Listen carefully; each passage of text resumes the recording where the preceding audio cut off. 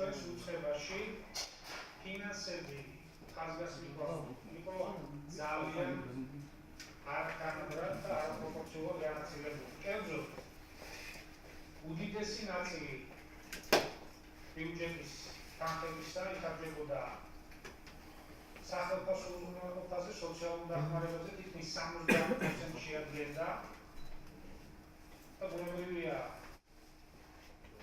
ეს შორს იყო ნატოს სტანდარტების ნატოს წევრი ქვეყნების ბიუჯეტი, რომელიც სახელმწიფო უზრუნველყოფას, მათ შორის სოციალურ დახმარებას უკავშირდება, დაახლოებით საშუალო 50%-ის ფარგლებში იგივენებს.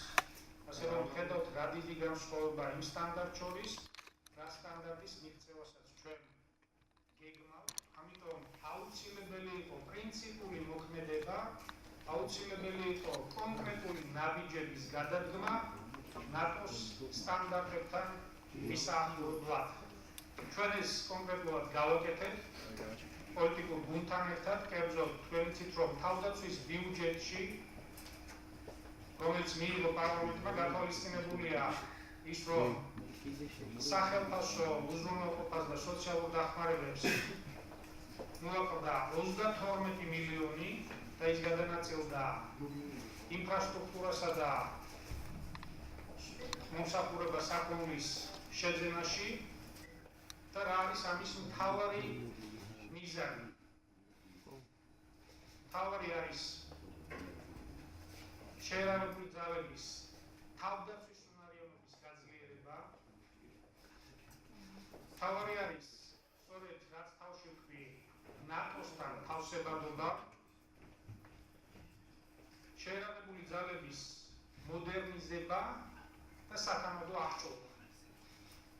თუ ჩვენ ამ ნაბიჯს არ გადავდგამთ, ჩვენ არ ვიქნებით მართლები ჩვენი ქვეყნის ინტერესებთან, ჩვენ არ ვიქნებით მართლები ჩვენი ქვეყნის უსაფრთხოების ინტერესებთან და ბუნებრივია დავრჩებით მხოლოდ განცხადებების დონეზე, როდესაც ვლაპარაკობთ ნატოს სტანდარტებთან თავსებადობას. ამიტომ ჩვენი კონკრეტული ნაბიჯები ამ რეფორმის ფარგლებში სწორედ განპირობებული იყო იმ ვალდებულებით, რომელიც ჩვენი ქვეყნის ევროატლანტიკურ ინტეგრაციის განყარებას და განმტკიცებას უკავშირდება ჩვენი კონკრეტული მოქმედებებით, როდესაც ამ სტანდარტების უზრუნველყოფაზეა საუბარი. ეხლა მინდა კონკრეტულად რაში გამოიხატება ეს? ბუნებრივია კონკრეტული გადაწყვეტილებები, მათ შორის იყო და არის მტკივნეული და პირველ რიგში ეს არის სწორედ მტკივნეული მათთვის, ვინც გადაწყვეტილებებს იღებს, რადგან ამ გადაწყვეტილებების შედეგად გარკვეულწილად ადამიანები კარგავენ სამსახურს, მაგრამ ჩვენ გვაქვს რა თქმა უნდა ჩვენი ალტერნატივებიც, ამაზე მოგვიანებით მოგახსენებთ. ამაზე ფიქრობს მთელი მთავრობა, პრემიერ-მინისტრიც, თუ რა პირობები შეიძლება სახელმწიფომ შესთავაზოს მათი სამომავლო დასაქმებისთვის. მაგრამ მოდით პირველ რიგში გეტყვით, და ეს არის ალბათ მთავარი ინტერესის სფერო, თუ რა კონკრეტული ნაბიჯები გადაიდგა ოპტიმიზაციის ფარგლებში. ოპტიმიზაცია საფუძვლად ედო ბუნებრივია რეორგანიზაცია. ეს არ იყო არამც და არამც მხოლოდ კადრების შემცირების მიზნით განპირობებული, თუ რა მიზანი იყო ამ რეორგანიზაციის მოგახსენებთ თავში, მინდა ეს აბსოლუტურად ყველამ გავიაზროთ და გავითავისოთ, ეს ყველას ინტერესია, თანამედროვე თავდაცვის უწყების ინტერესში, რომ ყავდეს მოქნილი, შეერარებული ძალები, რომლებიც ჩვენი ქვეყნის უსაფრთხოებას და სუვერენიტეტზე ზრუნავს. პირველი ნაბიჯი, რაც ოპტიმიზაციის ფარგლებში გადავიდით, ეს სწორედ დაიწყო მმართველი როლიდან. კერძოდ ჩვენ პრაქტიკულად უარი ვთქვით რჩეველთა ინსტიტუტზე, რომელიც უხვად იყო უწყების ფარგლებში, კერძოდ მინისტრების მრჩევლებზე, მოადგილეების, მათ შორის გენშტაბის უფროსის მრჩევლებზე საუბარ და თითქმის ამ გადაწყვეტილებით მილიონამდე ლარი დაიზრდა. პირველ რითაც დავიწყეთ, ეს იყო სწორედ მართლ გუნდში ოპტიმიზაცია. მეორე მნიშვნელოვანი რაც მინდა გითხრათ, მივიდეთ უპრეცედენტო გადაწყვეტილება თავდაცვის უწყების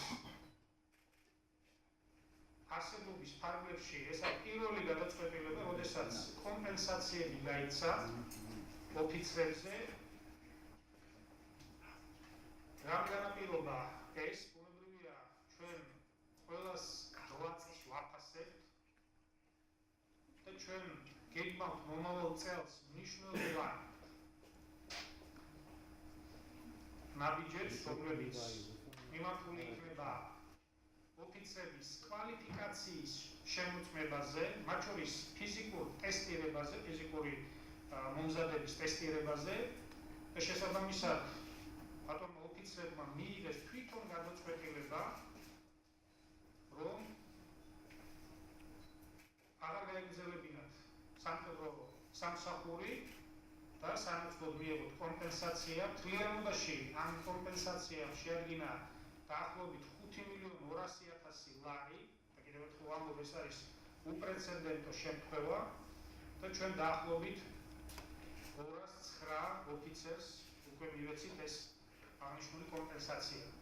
თუმცა სურვილი იყო, რომ მეც მიიღო, ამ სურვილების რაოდენობა უფრო მეტი იყო, უბრალოდ ჩვენ ეს პროცესი შევაჩერეთ ამ ეტაპზე, ამ რაოდენობით დავკმაყოფილდით და კიდევ მინდა ერთ მნიშვნელოვან ფაქტორზე დავამახვილოთ თქვენი ყურადღება.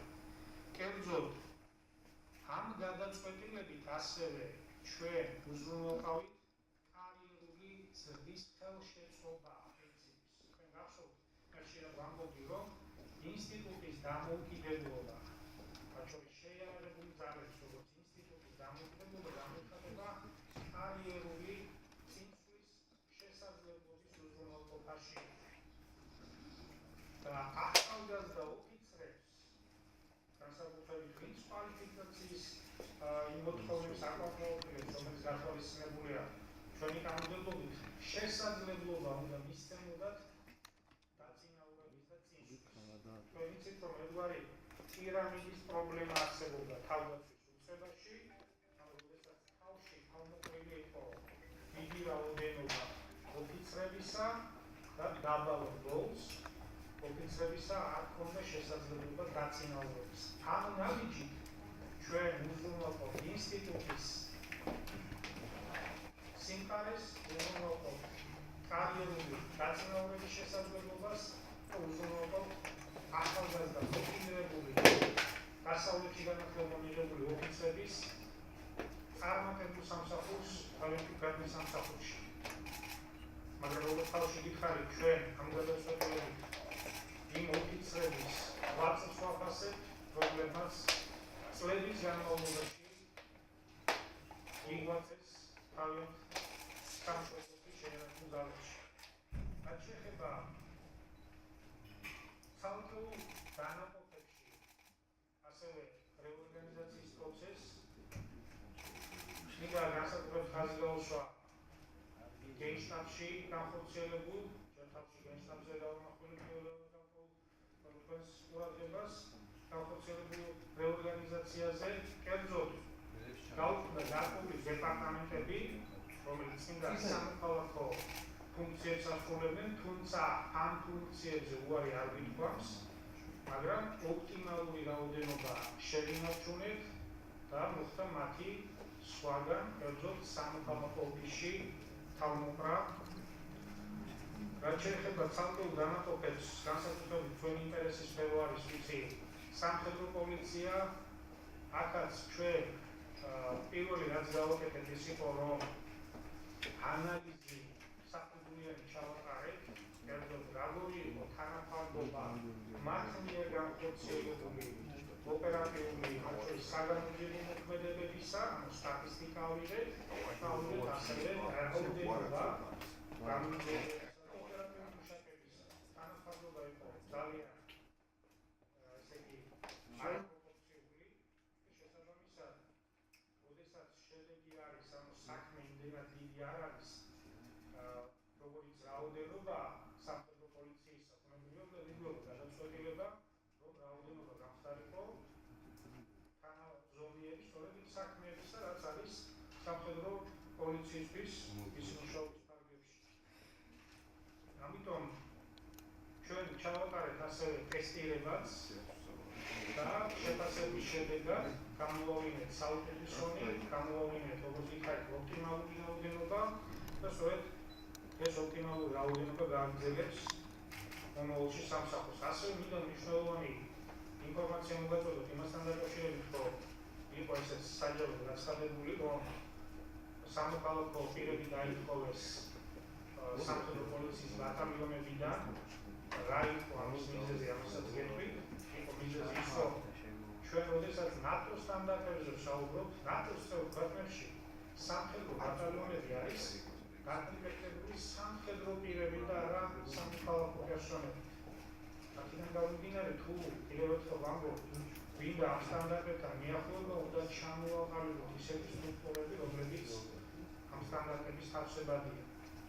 მეცაც გეტყვით, ახალია ჰაუპტვახტის ინსტიტუტი დაუბრუნდა თავდაცვითებაში, მაგრამ ეს სისტემა იქნა შენარჩუნებული იმით, რომ იქ დასაქმებული პირები უფუნქციონირებდნენ, მაგრამ ხელფასი იღებდნენ. ესეც მინდა ამის შესახებ ინფორმაცია მოგაწოდოთ. რაც შეეხება ძირითადად თუ რომელ მოსამსახურეებს შეეხება რეორგანიზაცია და ოპტიმიზაცია, ეს მე საჯარო პროექტი, ეს გახლავთ ძირითადად სამოქალაქო პერსონალი. სამოქალაქო პერსონალი აქაც გარკვეულ პრობლემასთან ჰქონდა წლების განმავლობაში საქმე, შეიძლება ის ცოტა რთული იყოს გასაგებია ეცდები მარტივად განიხსნა, ხელზე არსებობდა ეგრეთ წოდებული ვარსკვლავიანი თანამდებობები. და რას ნიშნავს ეს? თქვენ იცით, რომ არსებობს კანონმდებლობი, ერთი ან სამხედრო სამსახური, ან საჯარო სამსახური. ასეთი რა ბუნებაში კანონმდებლობი, ანუ კანონით გათვალისწინებული ვარსკვლავიანი, ანუ მოპალდათ ქუჩიდან, ასაქმებდნენ და აძლევდნენ წოდებას. მიუხედავად იმისა, არ გამოყენებს კვალიფიკაცია თუ არა. და ასეთი 1000-ზე მეტი გვაქვს ათასობით ვარსკვლავიანი თანამდებობები. იქნა სწორი გადაწყვეტილება მიღებული ასეთი თანამდებობების გაუქმებისა, მაგრამ ჩვენ ვაფასებთ, ჩვენ შევქმნით კომისიას შორის და ქვეკომისიები 1 ნოემბრიდან, ანუ ამას სუბიექტურად არავინ არ წვითავს, თუ ვინ უნდა დარჩეს და ვინ არა, არამედ ეს კომისიები, სადაც წარმომადგენლები არიან სპეციალისტები შეერაგებული ძალებიდან, აფასებენ თითოეული სამოქალაქო პერსონალის კვალიფიკაციას და საჭიროების შემთხვევაში თუ მათი შეფასება იქნება მაღალი, ისინი გააგრძელებენ ბუნებრივ მუშაობას. მაგრამ როგორც გითხარით, ყველა გადაწყვეტილება, რომელიც უკავშირდება პერსონებს, განსაკუთრებით სამოქალაქო მოსამსახურეებს, არის ობიექტური კრიტერიუმებით კომისიის ფარგლებში მიღებული, არავითარ შემთხვევაში მხოლოდ სუბიექტური თვითნებური გადაწყვეტილების საფუძველზე. რაც შეეხება ამ კომისიებს, როგორც გითხარით, სწორედ ძირითადად კომისიების საქმიანობა არის დაკავშირებული ამ ვარსკვლავიანი თანამდებობის პერსონალების იდენტიფიცირებასთან, მათი ფუნქციების იდენტიფიცირებასთან და ასევე შტატ გარეშე, ანუ ხელშეკრულებით ვინც არიან ამ თანამშრომლების შესაძლებლობის იდენტიფიცირებასთან დაკავშირებული ამ კომისიების საქმიანობა, რომელმაც უკვე თავისი საქმიანობა შეასრულა, ამოწურა ფუნქცია და ეხლა უკვე ჩვენ ამის შეფასებას ვახდენთ და ანალიზს ვახდენთ. და ბოლოს მინდა ასევე, როდის რომ კითხვა-პასუხის რეჟიმში უფრო დავაზუსტებთ ინფორმაციას, ისაც თავში გამოცხადე დავაზუსტო, კერძოდ ჩვენ განსაკუთრებული ყურადღება მინდა დავუთმოთ ვეტერანებს, რომლებიც ამ ოპტიმიზაციის ფარგლებში შესაძლოა სამსახურს დაკარგავენ. ამაზე მინდა საჯარო ვთქვა, რომ 2 კვირის წინ ბატონმა პრემიერმა თავობის ტომის ფარგლებში საუკეთესო სამინისტროს მისცა დავალება, რომ უპირატესად სწორედ მათი ინტერესები გავითვალისწინებინა, რათა ცალკეულ პროგრამებში მომხდარიყო მათი ჩართვა. გუშინ მე მქონდა საუბარი ასევე სოფლის მეურნეობის მინისტრთან და მომავალ წელს იგეგმება სწორედ მათთვის გარკვეული ინიციატივების შეთავაზება, რათა მათ ჰქონდეთ უპირატესი უფლება იმისთვის, რომ დასაქმდნენ და სახელმწიფო იმ ვალდებულებას მათ ვაწვს უკავშირდება ერთსეულად ადეკვატური პასუხი გასცეს. ჩვენ კერძოდ შევადგენთ სიას ამ ადამიანებისა, მე პირადად ვიქნები ამ პროცესში მთელი გულისმიერებით ჩართული, რათა მაქსიმალურად მოხდეს მათთვის გარკვეული ალტერნატიული შეთავაზებების უზრუნველყოფა. მაგრამ კიდევ ერთხელ მინდა ბატონო ეს მოგახსენოთ, რომ ჩვენ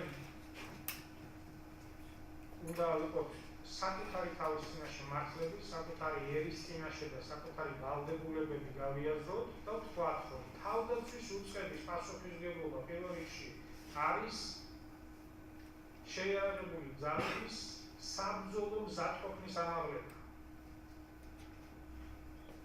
ჩვენი მოქალაქეების უსაფრთხოების უზრუნველყოფა, ჩვენი ქვეყნის სუვერენიტეტის და დამოუკიდებლობის განმტკიცება, ნატოსთან თავსებადობის უზრუნველყოფა. ამიტომ უნდა ვიყოთ პრინციპულები ჩვენს გადაწყვეტილებებში, წინააღმდეგ შემთხვევაში ის მავნე ტენდენცია და არასწორი პრაქტიკა, რაც წლების განმავლობაში სამწუხარო დამკვიდრდა, მიიღებდა უფრო მძიმე სახეს და მისი გამოსწორება და მისი შეცვლა უფრო გართულდებოდა და თავდაცვის სამინისტრო, როგორც მე ბევრჯერ მithქვამს, თანდათან უკვე იყო კიდევ და თანდათან უფრო გახდებოდა სოციალური პრობლემებზე უფრო ორიენტირებული და სოციალური გასაქმების სააგენტოს მაგვარი სტრუქტურა, ვიდრე უშუალოდ ის უწყება, რომელიც ქვეყნის თავდაცვაზე ზრუნავს.